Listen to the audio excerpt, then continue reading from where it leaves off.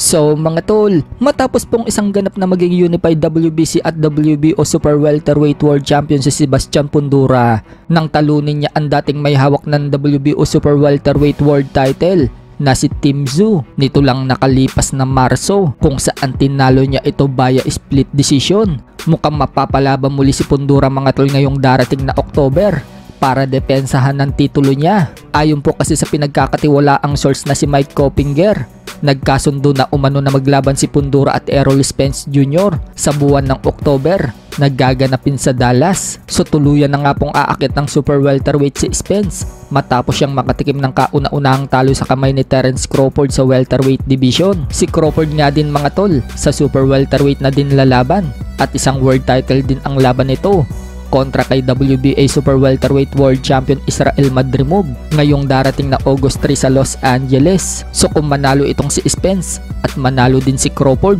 baka magkaroon sila ng rematch sa division na yan at unification po yan sa Super Welterweight pag nagkataon. Sa kabilang banda naman mga tol, Jake Paul gustong makalaban si Alexander Usyk. Ayon sa report mga tol, sinabi umano ni Jake Paul pagkatapos daw na itong patulugin si Mike Tyson sa laban nila sa July 20 sa Arlington, Texas, isusunod umano niya si Usyk.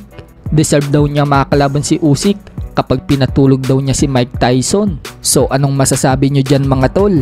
Sa ibang banda naman mga tol, dating trainer ni Oscar De La Hoya at Juan Manuel Marquez na si legendary trainer Nacho Beristain naniniwala na kapag umakyat daw si undisputed super bantamweight world champion na Oya Inoue sa featherweight division, tatalunin daw nito lahat ng featherweight champion except daw dito kay IBF featherweight world champion Luis Alberto Lopez. Bagamat pangit daw ang estilo ni Lopez, malakas naman umano itong boxer. Kaya para kay Beristain mga tol, kay Lopez mahihirapan si Inoue, pero sa ibang champion, kayang-kaya umano talunin ni Inoue. So ang ibang mga champion nga po sa featherweight mga tol ay sina Ray Vargas, ang may hawak ng WBC, Raymond Ford, champion sa WBA, at Rafael Espinosa, champion sa WBO. Dagdag pa ni Beristain mga tol, kailangan na umano ni Inoue na umakyat sa featherweight next year. Dahil wala na daw siyang dapat patunayan pa sa super bantamweight division. Wala na umanong makakalaban na malakas.